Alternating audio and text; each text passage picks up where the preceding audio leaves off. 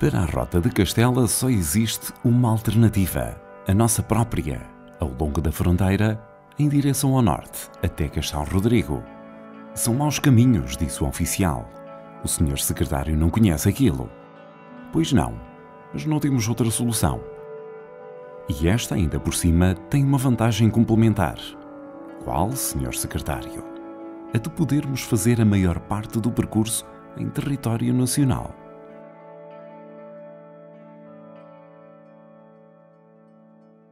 A viagem que vamos iniciar vai levar-nos da Guarda à fronteira, território que vamos percorrer em direção a nordeste até alcançar as margens do Douro. Entramos na pátria de Eduardo Lourenço, domínios que foram igualmente pisados por Unamuno. É mais uma etapa da caminhada até Salamanca, percurso fundamental neste roteiro Miguel de Unamuno e Eduardo Lourenço, maneira ímpar de fazer uma andança e reflexão de temas transfronteiriços. A viagem irá correr sobre o signo da fronteira e em demanda do património, multifacetado, particularmente abundante na região. Importa começar pela Torre de Menagem, subir ao cume, ponto único de observação da imensa chapada por onde se espraia a extensa meseta ibérica. A Torre de Menagem bem podia ser considerada um miradouro ibérico Miguel de Unamuno e Eduardo Lourenço. É um miradouro a céu aberto, sem artifícios nem aparatos, sem custos para o observador. Nos seus começos, esta cidade e a velha beira que dominava a Altaneira foram não apenas a fronteira, mas coração de Portugal. Então o nosso horizonte vital, o nosso mar de terra e pedra, é a meseta contígua, matriz de onde nos separamos. Espécie de deserto de onde, durante séculos, inquietos como no romance de Dino Buzzati, esperávamos não os tártaros, mas os nossos excessivamente próximos castelhanos. Ora, nesta região, na Idade Média mais recuada, antes do Reino Português, as comunidades viviam na periferia dos centros políticos mais importantes, fossem eles Córdoba, com o califado do Andaluz, fosse o Reino de Leão, ou fosse a região galega ou a região portucalense. A situação vai se alterar com a autonomia portuguesa no século XII e essas são as raízes do protagonismo deste burgo medieval da Guarda, que é um burgo que vai surgir em torno de uma torre e um reduto envolvente que já existiam naquele sítio e que veio a crescer aí um pequeno núcleo urbano, onde já no início do século XIII nós vamos ver que se instala um bispo. O que faz a diferença da Guarda foi certamente a singularidade da sua posição geográfica. Uma posição dominante e de vigia, na confluência de várias unidades de paisagem e uma posição de vigia e de acesso e possível controle de várias vias de penetração e de travessia, quer da região do Coa, quer do Vale do Alto Mondego, aquilo que nós denominamos a Porta ou Estrada da Beira, e que é o modo mais fácil de acesso a partir do centro da península, a partir da meseta ibérica, às regiões mais baixas, situadas ao ocidente, junto da fachada atlântica da península. No século XII, a atenção, quer dos reis de Portugal, quer dos de Leão, é especialmente significativa de uma nova percepção desta região. Criava-se uma nova hierarquia dos lugares, especialmente ligada às fortificações ou castelos, muitos deles já existentes, mas criava-se sobretudo uma associação muito particular entre o castelo e a vila, duas realidades históricas e culturais que geralmente se opunham noutras regiões de Portugal. Ora, na Guarda, a vila, ou seja, o concelho, coexiste com o castelo e geralmente assim vai suceder nestas vilas amuralhadas da Beira Raiana, onde a nobreza, inicialmente, tem pouca penetração no século XII e ainda no século XIII. São estes concelhos beirões e os concelhos de Ribacoa, que os reis de Leão também vão promover, uma realidade política e social estimulada pela própria realeza. A Guarda, com o seu bispo, situa-se à partida como um desses concelhos em afirmação no século XIII. Situação geográfica, portanto, mas também situação ou posição numa nova hierarquia dos lugares que então se vai construir. A Guarda, sentinela da raia que se configura com o vizinho Reino de Leão, vai vingar apesar do seu sítio agreste, porque encontra novas funções e se desenvolve como burgo, com a sua população diversa, contando com uma numerosa comunidade judaica já no século XIII, as suas atividades artesanais e comerciais, a par das agropecuárias, que são as mais correntes nestas vilas beirãs, com a centralidade que lhe advém de ser uma sede de bispado e que a sua catedral, mais tardia, aquela que sobrevive hoje, evoca para nós de modo tão claro e que é justamente um símbolo do burgo medieval. O geógrafo em ação tem predileção pelos pontos altos, para melhor observar a envolvente, lembrando a bíblica tentação de mostrar, num momento de tempo, todos os reinos do mundo. Passagem do Evangelho de São Lucas, que Vinícius de Moraes adotou para abrir o longo poema Operária em Construção. Neste ponto único de observação, somos chamados a refletir sobre 3 aspectos pertinentes para interpretar a paisagem que temos em frente. Primeiro ponto, a meseta que se estende a nossos pés e que se vai prolongar para além da fronteira, é a continuação das superfícies aplanadas de trás-os-montes que galgaram o rio Douro em direção a sul até morrerem de encontro à Serra da Malcata. Prolongando o olhar para leste, observam-se os relevos residuais que se levantam da superfície aplanada da meseta, Serra da Marofa e Monte Germel. O encaixe do Coa passa despercebido a esta distância, seguindo o seu rumo para norte até ao Douro, de que é subsidiário, cuja foz se encontra junto a Vila Nova. A Guarda, a cidade, a posição e o sítio desempenharam um papel importante ao longo dos tempos. A condição fronteiriça ditou o papel da região e a importância da cidade ao longo da história. As fronteiras funcionam como um espelho. Na raia central, este reflexo está nas cidades e nos castelos que salpicam o território, de um lado e do outro da fronteira, que se vigiam mutuamente.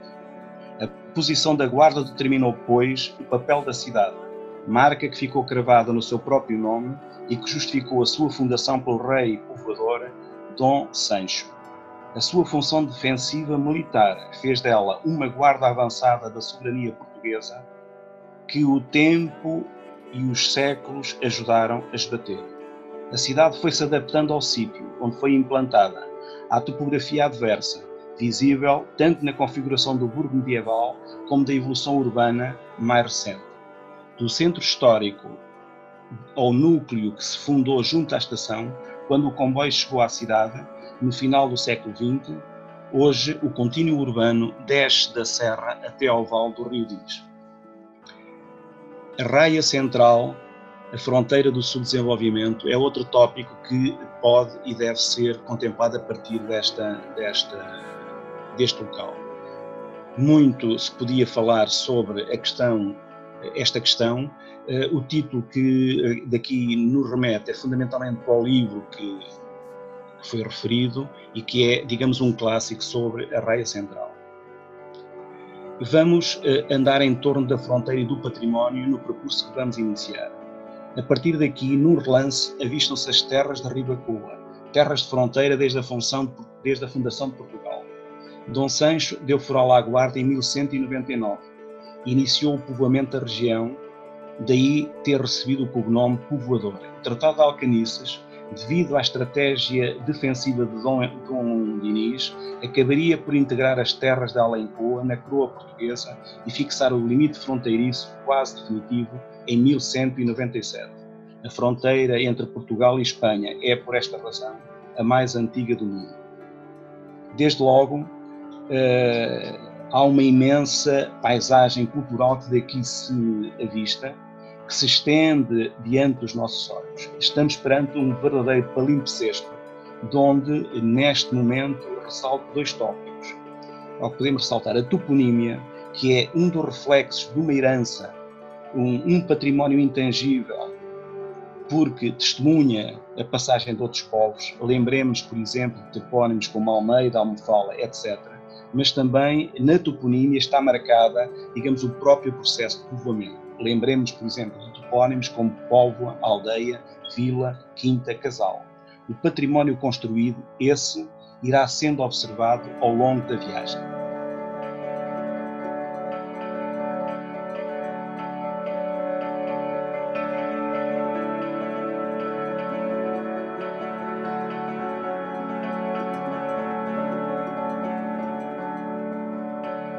É comum pensar-se e até escrever-se que o Tratado de Alcañices, em 1297, é a fase final da história da fronteira beirã. Põe-se um ponto final em Alcañices e a partir daqui nada mais aconteceu. A fronteira ficou estabelecida. Há muito que venho defendendo que este suposto ponto de chegada deveria ser, pelo contrário, um ponto de partida. Porque as fronteiras têm uma história muito relevante e que está ainda largamente por fazer. Se não, vejamos, as fronteiras são limites de tipo muito peculiar, com aspectos simultaneamente políticos, fiscais, militares, legais, e que muitas vezes se construíam no passado através de uma sobreposição, através daquilo que poderíamos chamar uma densificação ou um espessamento de limites pré-existentes, aos quais se vai dar um novo significado pela instauração de uma fronteira política. Mas esses limites, que as sociedades medievais, por assim dizer, segregavam, digamos assim, ou geravam com naturalidade no seu viver cotidiano, esses limites havia que mantê-los ativos e atuantes através do tempo. Para isso, existiam rituais, práticas delimitadoras, atos periódicos em que se rememorava ou transmitia o conhecimento no terreno dos locais por onde passava aquele limite.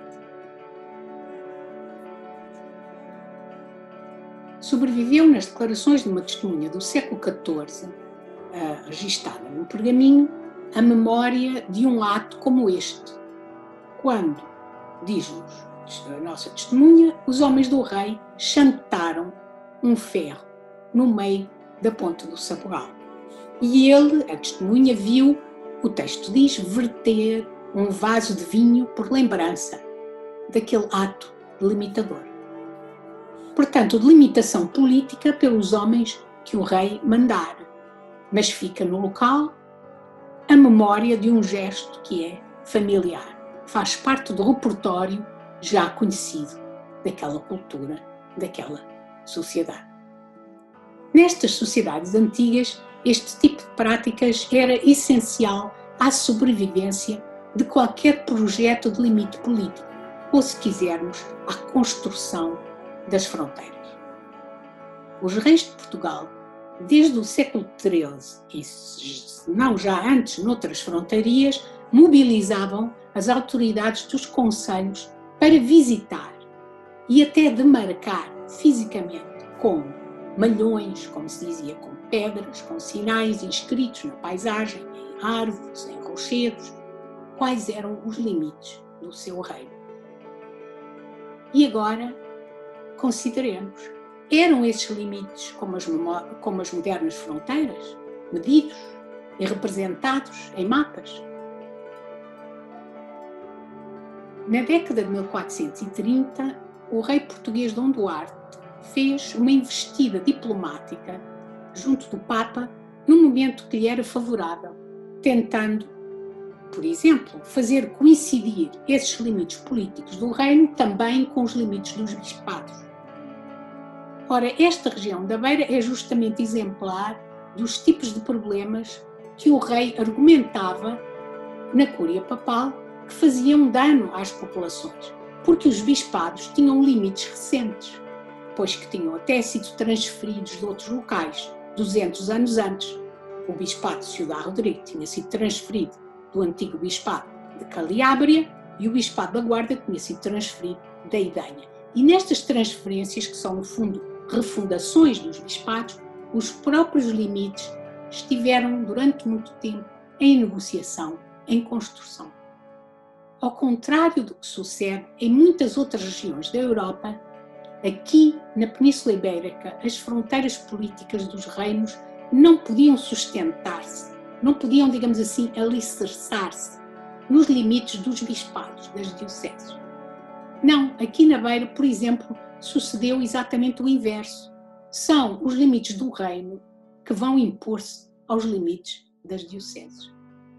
Não faz isto parte da história das fronteiras, e estamos já bem entrado no século XV, utilizando e dando novo sentido aos limites dos concelhos reianos, os reis medievais e da Idade Moderna vão envolver uma instância de poder enraizada nos locais e vão envolvê-la na manutenção e na materialização dos limites políticos.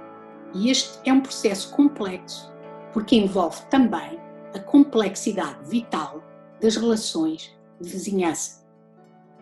Este modo de proceder vai manter-se durante séculos e a sua história, como eu disse, está largamente por fazer.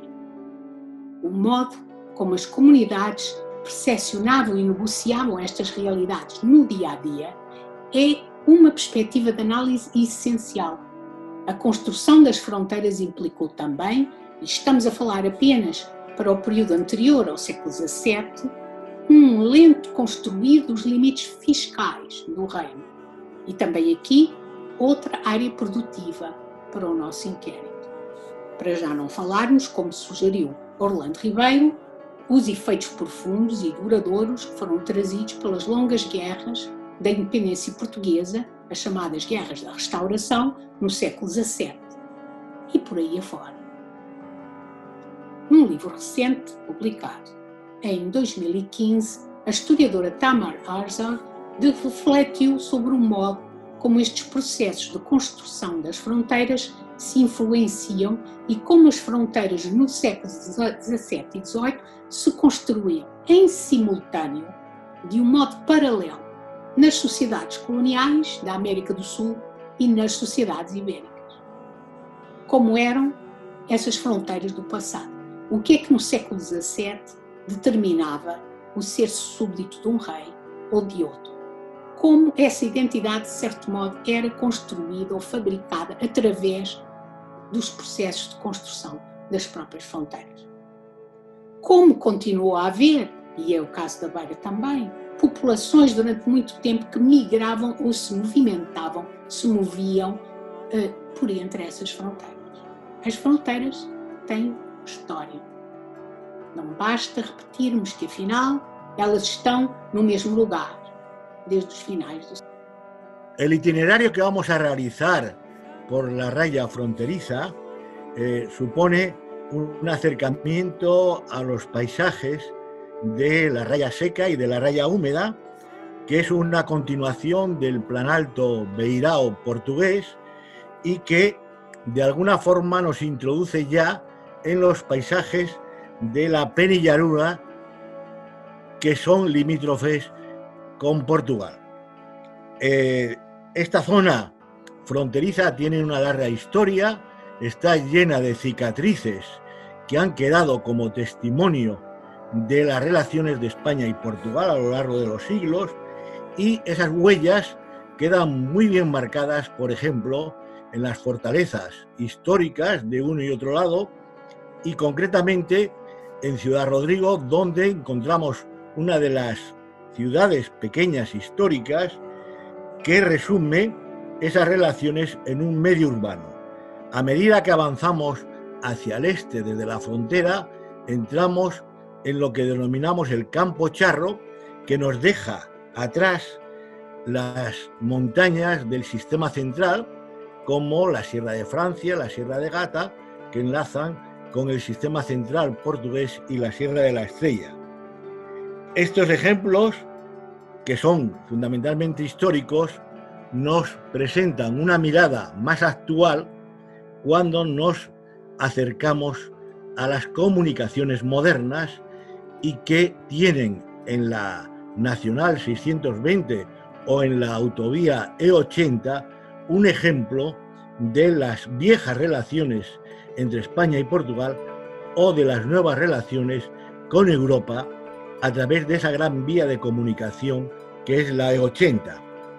Desde el punto de vista reciente e histórico de la cooperación transfronteriza, tendríamos que fijar algunas fechas de estas nuevas relaciones que recogen el espíritu de Guarda, un espíritu ibérico de relaciones de iguales, de relaciones de complementariedad, de relaciones de cooperación, y que a partir del año 1992 y sobre todo a principios del siglo XXI, con la moneda única, han supuesto un avance en el conocimiento y en las relaciones de intercambio entre España y Portugal.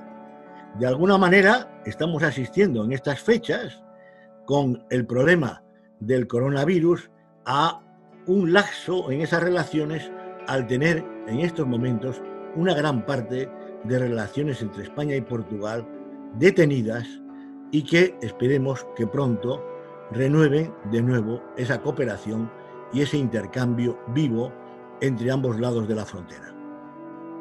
Atrás de mim ficava para sempre, separada de tudo, à margem e no centro de tudo, a aldeia Piccolo Mondo Antico, para me lembrar de um título de Antonio Fogazzaro, lido na adolescência. Esse pequeno mundo, não o posso dizer senão através de uma velha página de diário, sempre adiado, onde aí ouso assumir-me como seu autor. É um tu imaginário que confio a minha indivisível vivência desse mundo vivo e morto. Tu habitaste entre gente medievo tu mesmo, e foi o melhor que te aconteceu. A família da tua infância, a tua aldeia árida e pobre, hoje dissolvida em poeira e saudade estelar, vivem sem contradição alguma no Neolítico, na pré-história, na Idade Média, um pouco no século XIX, quando alguém ia à estação de Vilar Formoso e não sabiam quase nada do século XX, que os ignorava. Nem água encanada, nem luz elétrica, que só 40 anos mais tarde viria a alumiar um mundo perdido. A água espera ainda e é bem feito para um povo que se chama Rio Seco.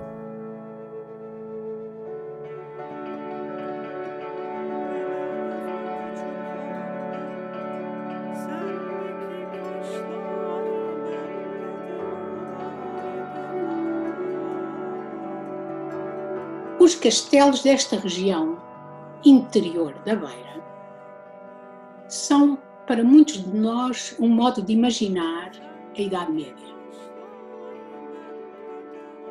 E são monumentos formidáveis na sua robustez, na sua perenidade, que nos parece quase intemporal.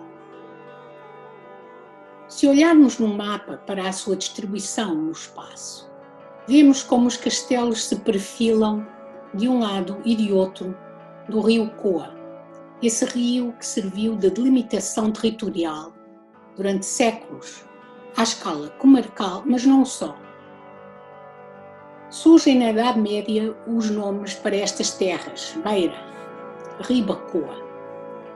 E como bem viu primeiro Leite de Vasconcelos, os nomes falam da capacidade de ver, de percepcionar as realidades territoriais, que assim se vão distinguir umas das outras. Beira, ou seja, margem, ou área dos confins, numa perspectiva que vem de fora deste espaço. Quem nomeia está, portanto, a olhar a partir de um centro exterior a esta terra. Os castelos da Beira e da Ribacoa, que hoje sobrevivem, há que vê-los neste mapa desenhando uma fronteira a que eu chamei uma fronteira fóssil ou fossilizada, pois que eles, como marcos gigantescos, sinalizavam uma frontaria que existiu nestas terras antes do Tratado de Alcanizes, no final do século XIII, que é o tratado que vai definir a fronteira política, incorporando Ribacoa no Reino de Portugal.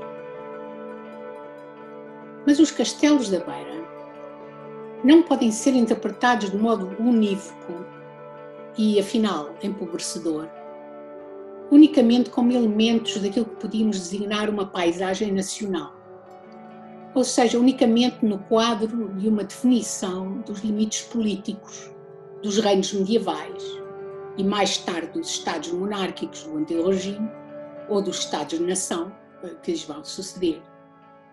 A sua história, a história dos castelos, é muito mais interessante e complexa do que isso. Os castelos exprimem também os modos de vida das comunidades que aqui se radicaram no passado medieval e vão dar testemunho de outras paisagens que aqui existiram e que, em muitos casos, são muito anteriores às próprias nações ibéricas.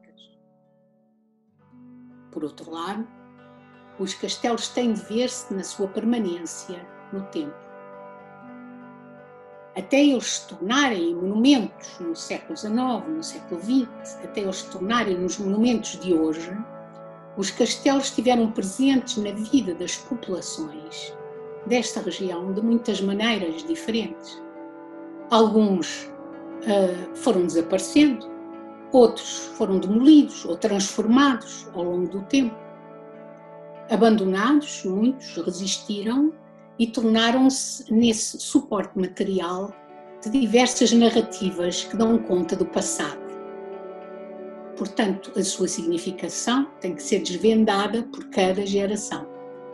E o nosso entendimento de hoje vai descobrindo novas facetas da sua história e novas razões para a sua preservação.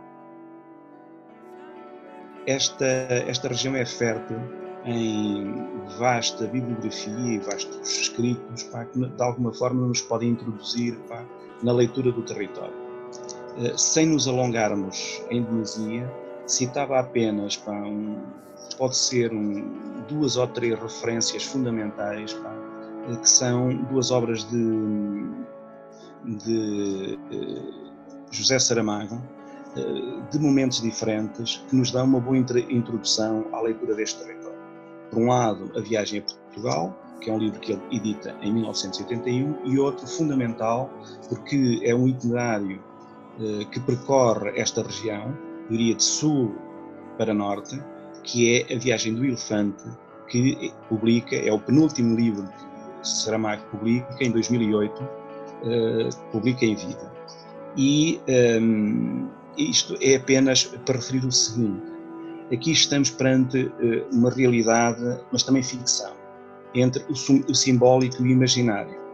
Ou seja, a Rota do Elefante, A Viagem do Elefante, serve um pouco quase de contraponto à Jangada de Pedra que ele tinha escrito em 1986. Se a Jangada de Pedra era qualquer coisa em que a Península Ibérica se afastava um pouco do continente europeu, com a Viagem do Elefante é um pouco esse percurso, esse itinerário em que o elefante vai de Lisboa até à Áustria. Isso é importante porque há um conjunto de descrições que percorrem este território e que é uma leitura bastante interessante. Saramago, a propósito da viagem, diz o seguinte, que se aplica a este espaço e a estas viagens que estamos a fazer. Terras marginais são prediletas ao turismo. O viajante não é turista, é viajante. Há uma grande diferença. Viajar é descobrir, o resto é simples encontrar. Na região da Beira Interior surgiu, na Idade Média Central, uma codificação original e muito rica do costume local. Estes textos, que remontam na maioria dos casos ao século XIII, são desconhecidos em compilações ou em versões escritas que foram feitas pelos homens que viviam nesta região. Esses velhos manuscritos medievais ainda se encontravam no seu local, no século XIX, quando foram recolhidos para o Arquivo Nacional. A geografia destes foros longos ou costumes que aqui representamos neste mapa sugere que houve uma expansão das normas e das tradições jurídicas que eram comuns, largamente comuns. Tradições que certamente se vinham adequar a modos de vida com muitos aspectos semelhantes. Os costumes chamados de cima-coa ou de riba-coa, que vão expandir-se depois mais para sul, do outro lado da fronteira, foram exemplarmente estudados por Lindley Sintra e por José Matoso, chamando a atenção justamente para as características que tinham estas comunidades de cavaleiros vilãos, proprietários rurais e criadores de gado, para esta sociedade que era uma sociedade fortemente hierarquizada e onde uma parte da população, embora fosse mencionada nos textos, aparece em situação de dependência e sem acesso aos poderes de decisão e de governo. É para estas elites vilãs, dos cavaleiros vilãos, que os costumes foram redigidos, estabelecendo as regras do seu viver, regras para a resolução dos conflitos internos da comunidade, para a transmissão da propriedade e tantos outros aspectos, incluindo a atividade económica e as práticas judiciais. Ora, nós verificamos que no caso da Guarda, como o mapa mostra, a compilação, o código dos seus costumes, vai buscar um modelo mais adaptado à vida urbana, semelhante ao que vigorava em Salamanca ou em Samora e que encontramos também em localidades como Ledesma ou Alba de Tormes, na região salmantina. Os costumes da Guarda, no entanto, foram sabiamente adaptados e contêm preceitos que não existem em Salamanca. Adotou-se, naturalmente, o que era relevante para a vida das comunidades e a própria língua, o português dos costumes da Guarda, como observou Lindley Sintra, se vai distinguir da língua dos costumes da região do Coa.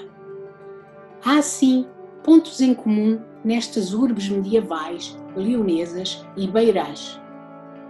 Eles podem ser a atividade artesanal, a presença dos clérigos na cidade, acompanhando os bispos, a realização de mercados periódicos e feiras, mas também vemos comunidades que se distinguem umas das outras no ato mesmo de copiar ou adotar os seus costumes de umas para as outras. Como já observara Herculano e confirmou Lindley Sintra, os manuscritos destes costumes da beira interior mostram sinais de uso e de intenso manuseamento ao longo do tempo. Aos costumes da Guarda também se vão referir ainda os homens da sua governança, conselhia, e já estamos bem entrados no século XV. O que quer dizer é que estas realidades que os costumes representam vão prolongar-se no tempo. Evidentemente, ia-se reformando, ia-se modificando essas velhas normas costumeiras à medida que a própria cidade crescia e se transformava, abandonavam-se as normas que vão colidir com as leis gerais, essas leis gerais que os reis vão também, a partir dos meados do século XIV, e isto acontece tanto na Beira como na região salmantina, vão fazer os reis muito mais presentes, muito mais efetivas as suas leis e o modo de pensar do direito comum através da presença dos seus corregedores, dos seus agentes diretos, envolvidos diretamente na boa governança dos concelhos. Mas os mesmos concelhos urbanos vão continuar a intervir nesta esfera do direito, continuando a produzir regulamentos de caráter mais imediato, mais restrito a certas áreas da vida das comunidades, como o uso de recursos comuns, o abastecimento, a atividade económica, por exemplo, pela regulamentação dos preços e outros aspectos que são, no entanto, essenciais à vida das localidades. Os costumes medievais não são bizarrias arcaicas de menor interesse, porque se os soubermos ler e interpretar, estes textos dão-nos mais uma chave para compreender o passado desta região e compreendê-lo na confluência da sua dimensão local e da sua dimensão ibérica.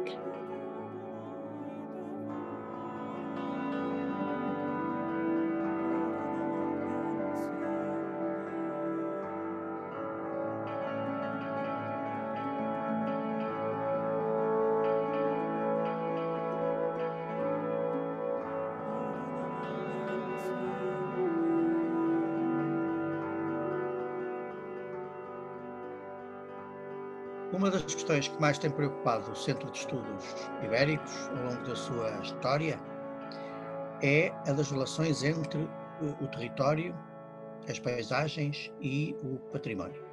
De certo modo, podemos dizer, aquilo que se enuncia como uma intensidade crescente ao longo do século XX sobre o nome património é a noção ou a vontade de que é ou pode ser possível identificar marcas, sinais, rastros da longa aventura dos homens e das mulheres que transformaram espaços em territórios e, em certas ocasiões, pensaram também estes territórios como paisagens. Dentro das especificidades da sua vocação institucional, tem sido sempre propósito do SEI provocar, manter e aprofundar o debate sobre as várias dimensões desta transformação. O seu espaço de intervenção próximo favorece esse propósito amplo. As aldeias históricas tornaram-se turisticamente atrativas, mas, sobretudo, revitalizaram consciências de pertença locais e regionais. Os pesquisadores de várias áreas da arqueologia, história, sociologia, arquitetura encontraram objetos de estudo inesperados e instigantes, e as instituições europeias reconheceram em alguns desses sinais o abismo histórico de que são testemunhas realidades como a região vinheteira do Alto Douro ou os sítios de arte rupestre do Vale do Coa, consagrando-as na lista do Património Mundial da Humanidade. Quando se visita, estuda e pensa o chamado património cultural, quer o património cultural material, quer o imaterial, é dessa historicidade profunda que nos constitui que cada um de nós, à sua maneira, pode fazer a experiência. Esta beira foi o Portugal profundo, o Portugal do arado, da cruz e da espada, confundidas como era a lei do tempo. Terra e gente em luta com uma natureza ávara, ganhando com suor e sangue o que ninguém lhe dava de graça e sempre pronta para ir, não para o mar, mas além dos mares, para sítios que nem os sonhos avistam, fosse o Brasil, fosse o Oriente, fosse a Austrália, fosse o Canadá. Nesse mundo e nessa época, ninguém sofria de interioridade. E esse navio às avessas é ainda hoje o brasão de uma história que só espera de nós que descubra outra vocação, outro rumo, para ter tanto sentido como tinha nesse tempo em que a sombra de Castela não nos deixava dormir.